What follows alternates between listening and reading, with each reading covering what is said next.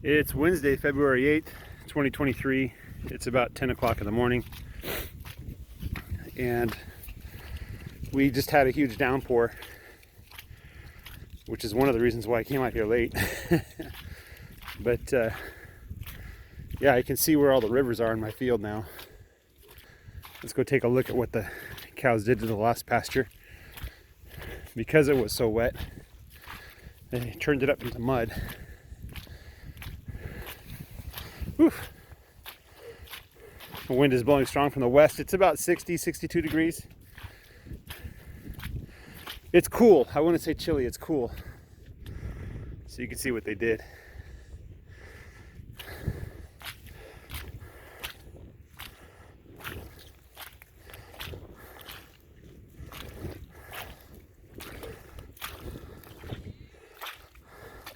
So this is not ideal, but I mean the footsteps really aren't that deep, and it is kind of a good thing to get some of that plant material underground so the bacteria and the funguses can get to work.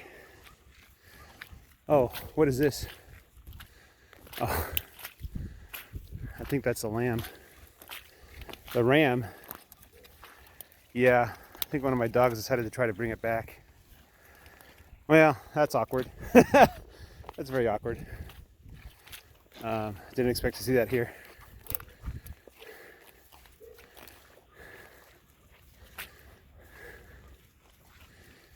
It's not really raining right now. It's a little sprinkle. So it's a quiet day. There's not much to report here. Today I'm going to go get another bag of feed, 1,500 pounds. I might get 2 bags. I think the plan is to feed them almost as much as they can eat. The goal is to keep them off the grass as much as possible. I don't want them eating too much grass right now. This is a critical stage for the grass to grow. And I want to give the grass the greatest chance to grow, you know. But at the same time, I need to get their manure out in the pasture. So I don't know, it's kind of, you know, 2 options, none of them are good. If I had like a pin at the beginning of the field where I kept them pinned up to let the grass grow, the issue with that is that all their manure, and especially their urine, the urine's really important, that's very high nitrogen stuff, would be trapped in that one pin, right? And the nutrients would not be available for the rest of the pasture. And it's kind of the same problem as haying.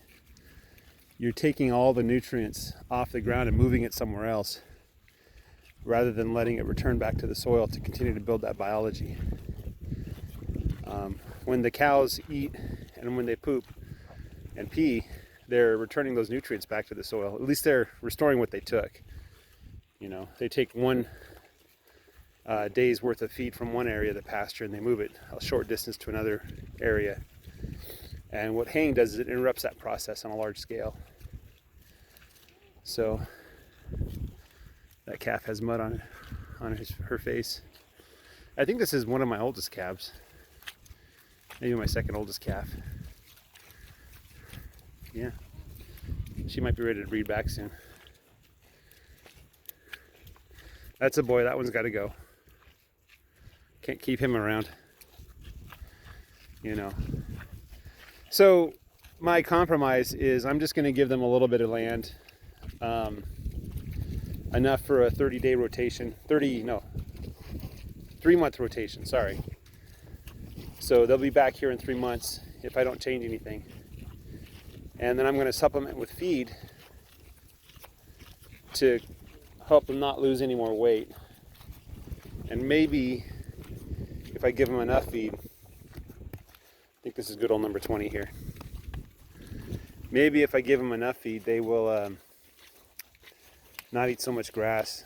But the the inverse of that is I want them to poop in the daily pasture. I could move the troughs every day and feed them. That's probably a good idea. Just have the troughs follow the cows. That way they're eating and pooping in the same spot. They only go back to get water and minerals. I think that's probably a good compromise. The feed troughs aren't that hard to move when they're empty. So maybe what I'll do is feed them twice a day and move the troughs, say with the cows, so they're pooping in the pasture. That's important to me, is to get them to fertilize the pasture as much as possible, especially when there's not good grass. That's where I need the manure the most. You can kind of see why. Let me just show you kind of why it's so important. So you have these spotches of dark green, nice dark green, surrounded by light green, right? So on the right hand side there's dark green, on the left hand side it's a little bit yellow. Okay, let me show you a more extreme example of that in this next pasture.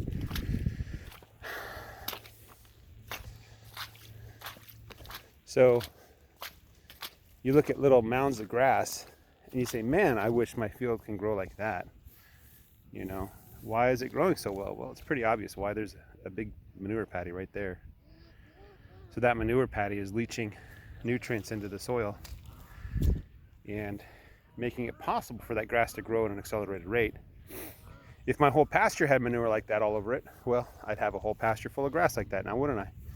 And then you wonder, like, you go over here and there's no manure patty here, right? Maybe there's a little sign of one there. Maybe, okay, bad example. Here, this spot here, right? There's no manure patty there, right? It's just grass. Why is this one dark green here? Well, I think the answer is obvious. This is a spot where one of the cows decided to take a leak. And so I want them to pee in the pasture as well. And I remember in the middle of the drought, we would have little spots of green and a sea of brown without a manure patty. And I'm like, that's urine. You're urinating there, and that's creating grass. Or rather, creating the opportunity for grass to grow. And so that's one of the principles that I'm trying to follow, is keep the cows in the pasture pretty much at all costs. Because if I miss a chance to put this manure in the ground, or the urine, you know, if I miss an opportunity to do that, that's grass that I'm not going to get back. You know, I'll have to wait until the next pass for them to hit that spot.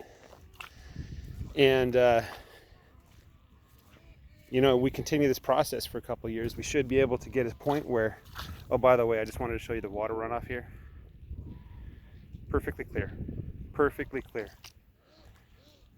We are not losing, we may be losing some nutrients that are dissolved in the water that you can't see, but we're not losing topsoil. We're not losing sand or clay or anything else like that. Perfectly clear. I think this might be a little spring here. You know. See, watch that dust. It just kind of gets sucked in by the grass. You know, the grass is filtering the water. That's, to me, that's pretty amazing. It certainly wasn't like that the first year I had this pasture, so this is a major improvement. Here's another spot where the grass is growing well. There's no manure patty there. So, oh, I put the crosswire out ahead of me. The reason why is sometimes I don't want to walk. I don't want to bring the side-by-side out into the pasture. Maybe I need the exercise. Maybe it's just a little wet. Today is one of those days where it's a little wet, but I want to move the side-by-side to the shelter, get it out of the rain. The other entrance that I normally use, right now it's flooded, so I have to use a second entrance, and I'm going to start using that second entrance. It's better. I don't know what causes those holes, but I assume it's just water coming up from underground. Anyway, yeah, hopefully soon the grass will take off and explode, and you know, convert that sunlight into precious nutrients for my cows, and put some life into the soil as well. Here's an example of a manure patty, creating like a little jungle. This is what my grass could be right now. If I had grass like that in the middle of January or middle of February, oh man, everybody would be coming to me asking me what I'm doing different than them. This weed will disappear, the cows are going to eat it. Here's another great example of that. And I've seen ones that are much taller than this. So yeah, my whole field could look like this right now if I get the manure in there. All right, guys, I'll let you go. Have a great day. Bye-bye.